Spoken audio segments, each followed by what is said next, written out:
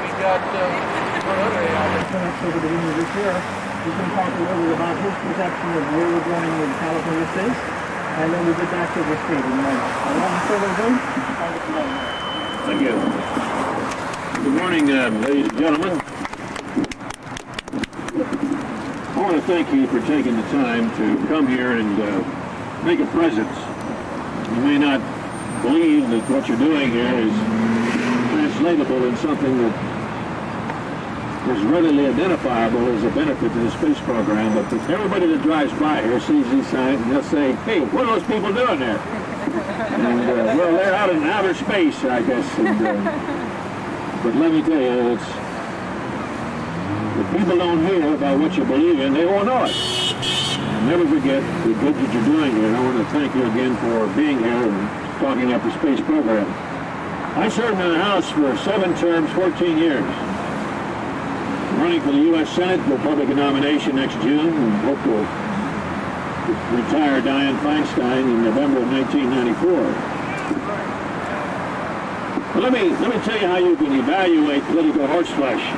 Many of us who served in Congress and the House for any length of time, listen to what we say, but watch how we vote. Because how we vote speaks louder than anything that any of us may say. If you check my voting record, you will find that by the analysis of the National Taxpayers Union, for example, for 1992, I was ranked #1 as taxpayers' best friend. You don't get that way voting for a lot of spending programs. I vote against a lot of social program spending and as a member of Congress. But if you check my voting record, you'll also find that when it comes to space programs, it's one area where they can charge me with being a spender because I have voted to continue the space program of this country. The reason I've done so is quite simple. One of the rules I followed as a member of Congress is that if the activity that Congress is considering getting involved in is something that the private sector can handle, the government has no business in it. But on the other hand, the activity is something that the private sector cannot realistically handle itself because of economic considerations, then that, in my judgment, is a reason for the U.S. government to be involved in it. There have been many benefits or spin-offs from the space program that have benefited our society. Telecommunications has been a revolution, it still is. The technology exists to build a Dick Tracy wristwatch today. I'm sure we don't have them today because we haven't figured out how to get the battery power to the wristwatch. But we could build a wristwatch today. That's a dividend of the space revolution going on in the world.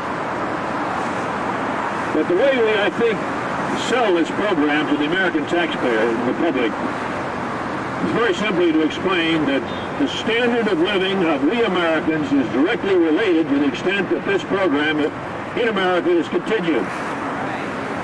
The society, the history of Western civilization teaches that that country that has a vision for leadership to embark on the next frontier is the one that's going to provide a better standard of living for the people of that country. That's what's at stake. And it is in America's best interest to be involved in the frontier of the space program so that the technology that will be developed will provide jobs for the people of this country and improve, frankly, the benefits of mankind. And one of the goals that man has striven to achieve throughout history is cheap energy. We thought when nuclear power came along that, well, this would be it. It would be so cheap, you may recall, 30 years ago, we won't even bother to meter it. It hasn't quite worked out that way. We're still looking for that cheap energy source. I served on the Energy Subcommittee and the Energy and Commerce Committee in the House in my years there, and one of the projects that we developed and hoped to expand was the space station, because there is the reality that the ability of solar collectors on a space station is improved by a factor of at least 10 over what the efficiency factor of those collectors is on the face of the Earth. We have the technology today to build a space station with solar collectors that can provide electricity at prices competitive with what we consumers pay today, about 5.5 cents per kilowatt, with conventional sources of energy such as oil, natural gas, or nuclear. I mention this because this is a bright horizon for justification for the space station. And I hope that Congress will continue to fund it. If you look at my voting record, you find I have voted to do just that. We're looking for a vehicle that will reduce the cost of putting payload into space. Anybody that works in the program knows that. There are several under development. And it's important, it's imperative that the American space program continue to develop this vehicle. The exact form of it I don't think has yet been resolved, but there are several competing designs. But one of these should be developed and expanded in order that we can have in America, for the world, a space vehicle that can lift payload, into orbit at a much cheaper cost than what we're now realizing by the existing technology. When you make your decision as to who you want to vote for members of Congress or members of the United States Senate or President, I think you can evaluate where that member stands on the issue of space and whether they have voted for programs that improve the ability of this nation to compete in world commerce. We know we live in an interdependent world, not an independent world, but an interdependent world. We have major competitors that like to take away our business that we've developed so far. And I hope that Congress will continue its funding of the space program. And so long as I am privileged to speak for the people of this state in Washington, D.C., I'm going to assure you that I'm going to fight for a good level of spending for the space program for the reasons that I've heretofore stated. Thank you very much for what you're doing. I suspect you would have had more people here, but there's a bad accident on Highway 10 coming west, and so I'm just grateful to be here and on time. Thank you very much.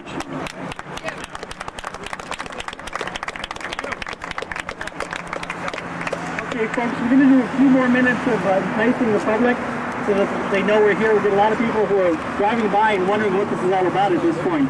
So why don't we give it a turnaround, and then we're going to have some short speakers in about 15 minutes. I have all the ones for She was totally into that. It's totally important. Oh my God.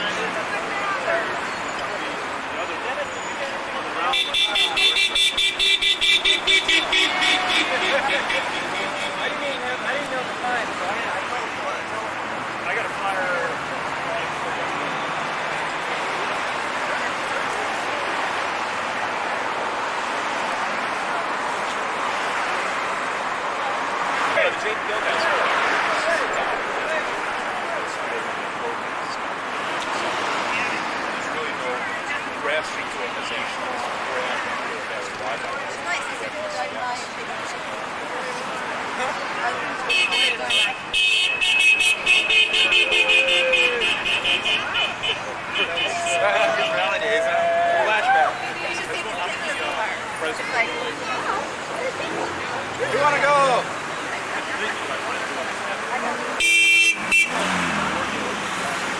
Okay, folks, are we ready to wrap up here? With we're going to have some people talk for a few minutes about some space issues, and I think we've done a good job here letting everybody driving by know, but I think we need to a little bit more organized here.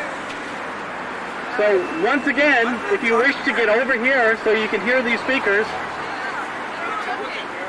we can get the show on the road. And showing your support for the future development of space. We're going to have some of the leaders of the organization which sponsors this event talk for a few minutes about what their views on the future of the space program, what their chapter is going to do about it. And I'd like to begin first with Paul, the president of the Orange County Space Society. Okay, Paul. Hey, Paul. Come back up.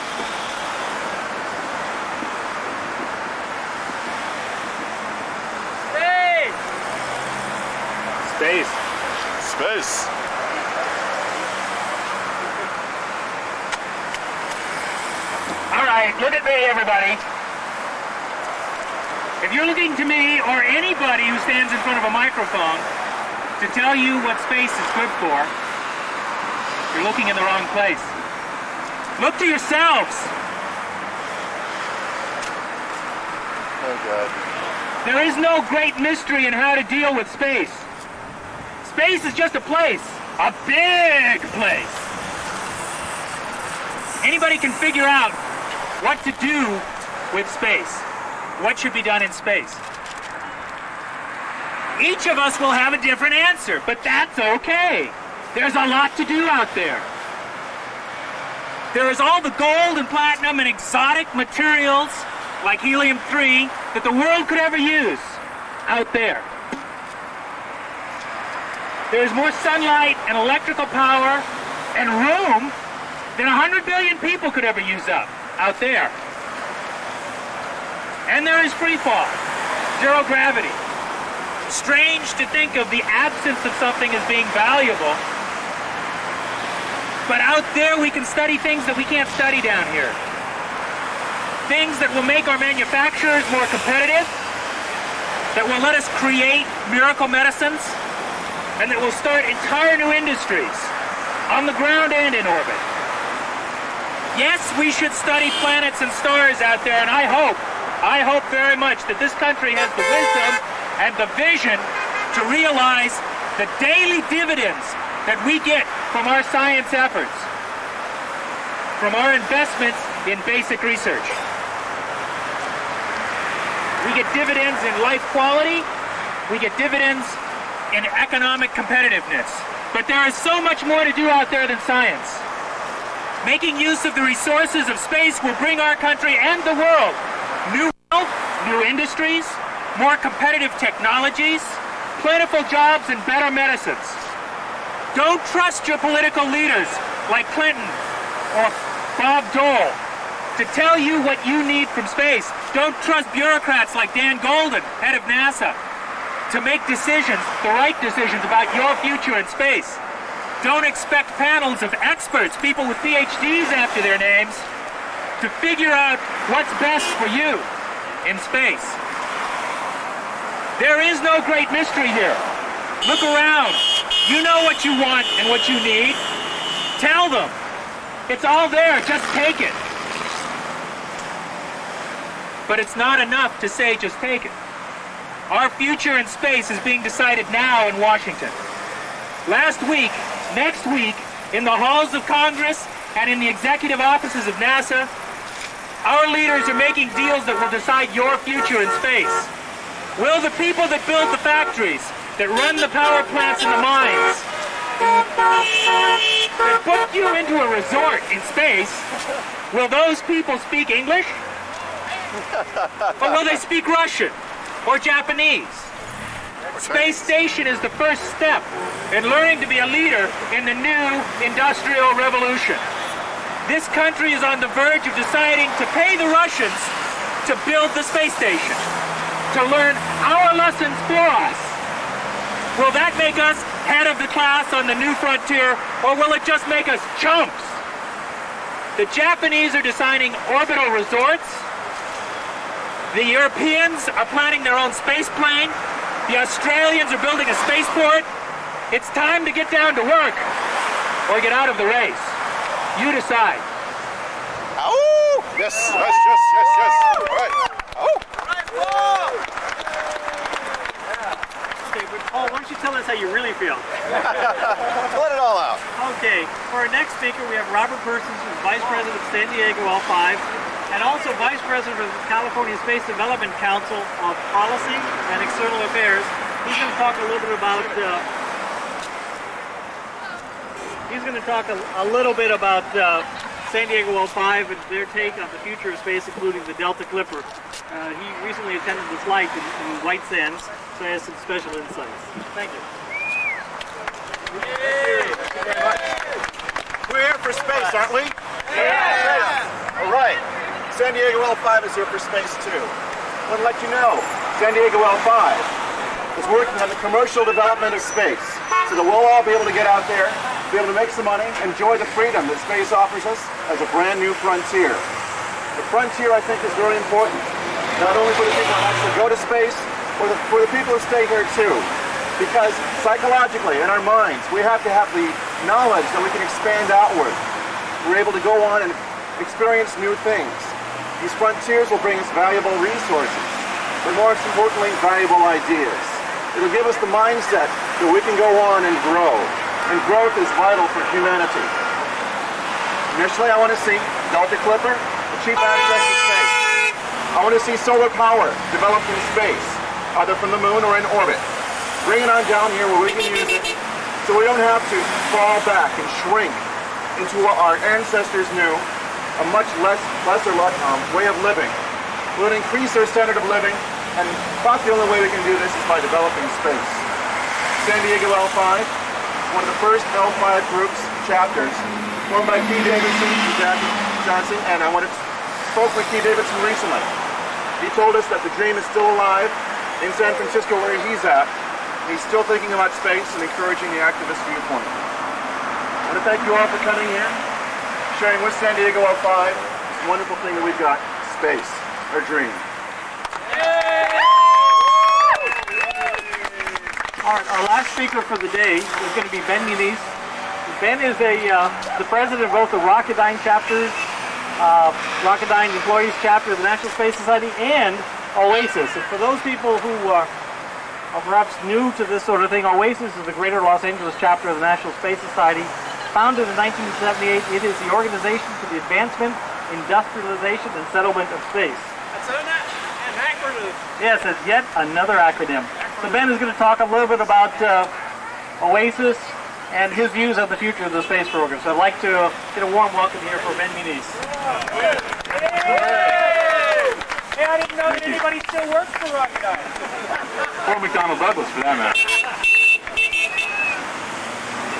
All of us here today have a dream. For some, it is building an orbiting station, a laboratory in space that would allow us to investigate the effects of freefall or microgravity on people and materials. For others, it is to send robotic explorers to the farthest reaches of the solar system to learn the secrets of the universe. Some dream of commercial ventures in space, building large factories or power stations to benefit those here on Earth. Others dream of building a reusable spaceship that would lower the cost of getting into orbit. And quite a few of us dream of actually flying in space. But despite the form of those dreams, at their heart lies the belief that space is a vitally important part of our future. And that dream is dying. With recent events such as the blurred Hubble Space Telescope mirror, numerous space shuttle launch delays, and most recently, the failure of the Mars Observer spacecraft, public opinion about the space program is at an all-time low. At the same time, the aerospace industry has been shrinking. Writer David Beers, in an article that was published earlier this year entitled "The Crash of Blue Sky, California, the Aerospace Industry is Dying, and with it a Way of Life," reported that California has lost 200,000 aerospace jobs since 1989, and the forecast is for 420,000 more to disappear by 1995. And you have to look no further than this crowd to see some of those affected by those cuts. What is unfortunate about those events is that the aerospace industry is the largest single contributor to a positive balance of trade for this country. At a congressional candidates forum last year, the candidates spoke a great deal about defense conversion, teaching aerospace workers to build trains. And I asked them a question. I said, why are they proposing abandoning our world leadership in this industry?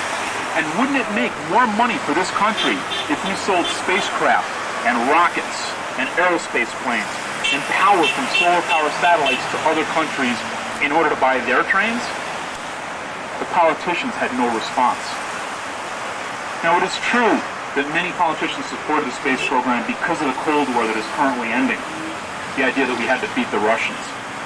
But that's not why we believe in space. Many of us read the predictions of the 60s that the world would soon run out of resources, that we would enter an era of limits to growth with a declining standard of living for all. But we knew that that thinking was wrong, that we don't just live on Earth, but in a solar system with 8 other planets, countless asteroids and comets, and the boundless energy of the sun. All we have to do is get there. But the only way that's going to happen is if you get involved. And you say, what can I do? I'll tell you a few stories. Most of you people know these. But a few years ago, the commercial launch field was stagnating since NASA wanted to launch all its payloads on the shuttle. And just a handful of people in places like Tucson and San Diego felt that that kind of government competition was unfair. And so they set it out to make it illegal for NASA to launch satellites that could be launched by commercial companies. Many people thought they didn't stand a chance. But the Launch Services Purchase Act was passed just a few years to do just that. Last year, one of our members, David Anderman, was depressed that the U.S. hadn't been back to the moon in over 20 years. And it didn't seem like Congress would ever approve another lunar mission. So he came up with the idea that NASA didn't have to build a spacecraft. They could just purchase a geochemical map of the moon from a private company. Once again, based on the work of just a few people, that idea is now being considered by Congress. But the progress would be a lot faster if more people were involved. So what I say to you is, write your congressman, ask him to support the Omnibus Space Commercialization Bill that includes a U.S. return to the moon. Call your California Assembly person and ask them to help support the effort to build a commercial spaceport here at Vandenberg. Contact your LA Council person and thank them for their proclamation in favor of the space station program. Write to your local newspapers to help build public support for space commercialization. And most important, if you're not in a chapter, find out about the local NSS chapter in your area. We're all familiar with the words of Konstantin Tsiolkovsky, who said, Earth is the cradle of humanity, but mankind cannot live in the cradle forever. We have a choice. We can rechannel the efforts of the Cold War to explore and settle the frontier of space, so we can make use of its limitless resources and energy, or we can stay chained to the gravity well of Earth, limited in resources, becoming poorer and poorer until our species chokes to death in our own pollution. But making the right choice will not be automatic. As Edmund Burke said, in order for evil to triumph, it is only necessary for good men to do nothing.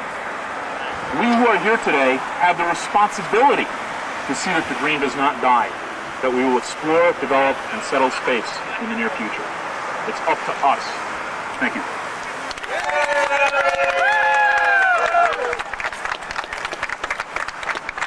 Okay, folks, I promised you all we'd get you out of here by noon, and we're almost there. We just have a few seconds.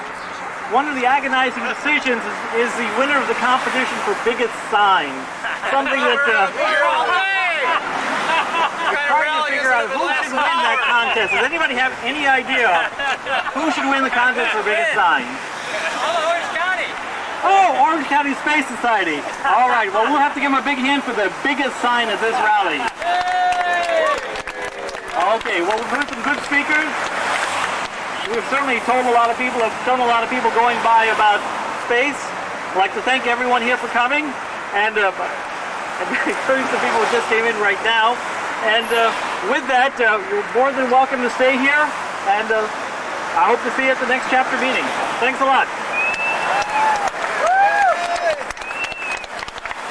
Hey, give yourselves a big hand. This is great.